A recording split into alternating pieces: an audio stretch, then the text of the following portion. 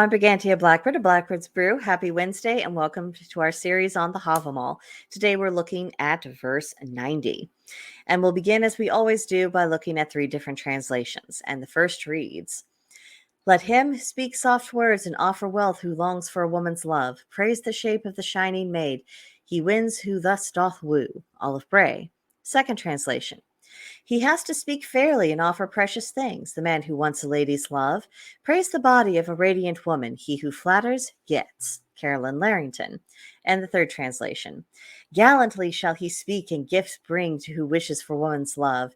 Praise the features of a fine girl who courts well will conquer." And that's Bellows.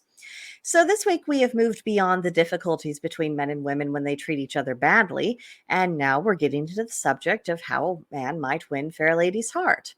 Woodrow Wyatt said the often quoted statement that a man falls in love through his eyes, a woman through her ears, and by and large that does certainly appear to be true. Attraction for men does begin with the visuals, and attraction for women does tend to begin with what we hear. Now granted, pleasant visuals alone won't keep a man. Treating him well will. And no matter how well spoken a man is, there comes a time when a woman just wants to see what he does, and it is his actions that will ultimately determine whether or not the bond between them endures. But all things have a beginning. And the beginning lies in what first captures someone's interest. Now, I don't think that men are shallow for taking in the visuals first. That's how nature and the gods made them. It's also a consequence of one of the functions of men. They rely on their eyes for fighting, for hunting, for their work of doing many other things. So, of course, attraction also begins with their eyes. Women, by contrast, are more of the nurturers and tend to be more naturally reliant on our intuition, where we're listening to what's said and to the undercurrents of what has not been said. Because for much of human history, the business of a woman's life was rooted in the home and the family and picking up on all of the verbal and the nonverbal cues, and it was all essential to carrying out your duties. So again, it's an extension of what we are that attraction begins with our ears and our instincts. Now, in order to genuinely win a woman over, a man does generally have to step outside of his comfort zone and learn to speak a language the woman understands. And they get the motivation to take the trouble based upon what they see. And of course, women reciprocate by not expecting men to act like women and giving them room to just be themselves. The end result is people coming together, forming pair bonds, which lays the foundation for a family and the continuation of a people. It's natural, well-balanced, and works rather well when we accept the process.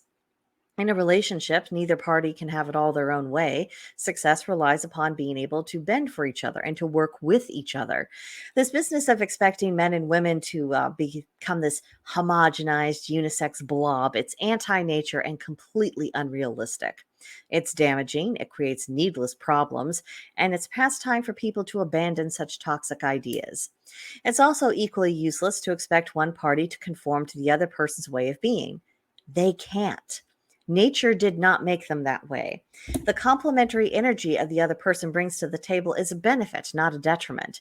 When we learn to appreciate and seek out that difference and learn to work together as a team, then everything good in a relationship becomes possible. So, fellas, I hope you consider the long-term benefits towards courting a woman and seducing her through her ears before making a move on her body. And don't take my word for it, take the All-Father's advice. So that's what I got out of the verse this week. Let me know your own impressions of it in the comments below, or come pay me and the rest of the gang at Blackbird's Brew on Gilded a visit, and we can have a broader conversation there, whichever you prefer, and you're very welcome. But that will do it for now, and see you next time. Bye.